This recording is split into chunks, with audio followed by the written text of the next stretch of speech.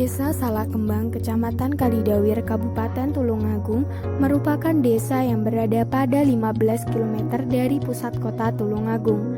Mayoritas penduduk desa Salakembang, sekitar 90%, bermata pencaharian sebagai petani, dan letak persawahan yang berada di lereng gunung membuat sistem pengairannya menjadi cukup baik, sehingga sistem yang merupakan satu keutuhan dan ilmu ekonomi mengenai asas produksi, distribusi, dan pemakaian barang serta kekayaan sumber daya sangat berkaitan erat dengan sistem pertanian yang sudah berlangsung lama sebagai pandangan hidup atau way of life warga desa Salakembang. Menurut Smith dan Zoff, menunjukkan variasi lainnya dari tipologi komunitas petani yang didasarkan atas sistem pertanian. Sistem pertanian desa Salakembang termasuk pertanian mekanik, di mana yang dahulunya menggunakan sistem tradisional atau bersahaja menjadi ke tahap yang paling maju atau modern, seperti contoh sistem bajak menggunakan hewan sekarang sudah menggunakan traktor. Hubungan masyarakat desa dengan tanah itu juga berkaitan sangat erat. Yang terpenting ialah adanya pembagian dan penggunaan tanah, kepemilikan serta berbagai bentuk penguasaan tanah, dan termasuk luas sempitnya penguasaan tanah. Berdasarkan atas pola pemilikan dan penguasaan tanah, maka kaum petani dapat digolongkan menjadi 5 bagian.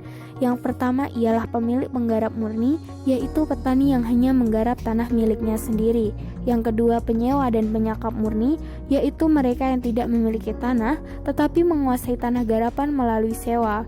Yang ketiga, pemilik penyewa, yakni petani di samping menggarap tanahnya juga menggarap tanah milik orang lain lewat persewaan.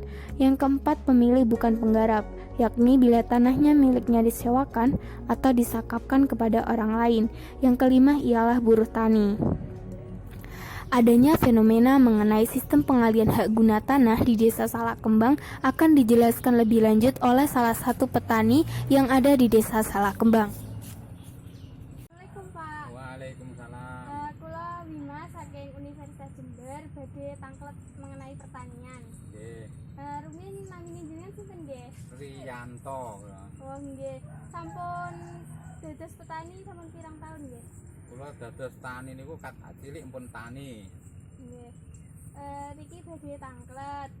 Tanah sawah niki milik sinten nggih, Pak? Niki kagungane piyambak niki nggih. Oh nggih. Terus dateng Salakembang niku hak gunane niku pripun nggih, wonten sewa napa gade napa gade hasil ngoten?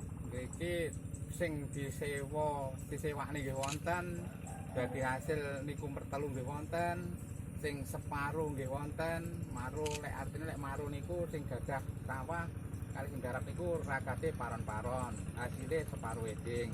Lek sing pretelon niku pretelu niku ragat sing ragati niku sing garap sing kagungan tanah bagiane sah protelon.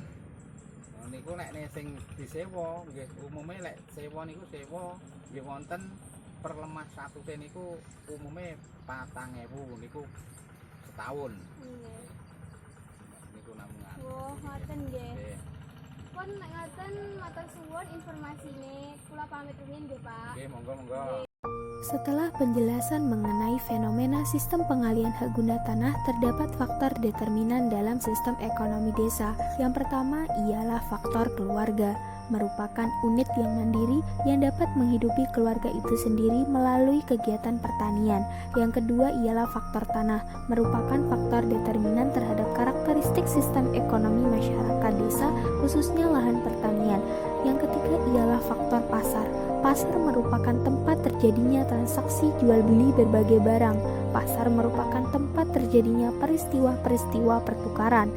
Sehingga dengan adanya pasar akan menjalin hubungan yang bersifat ekonomik, kultural, dan sosial.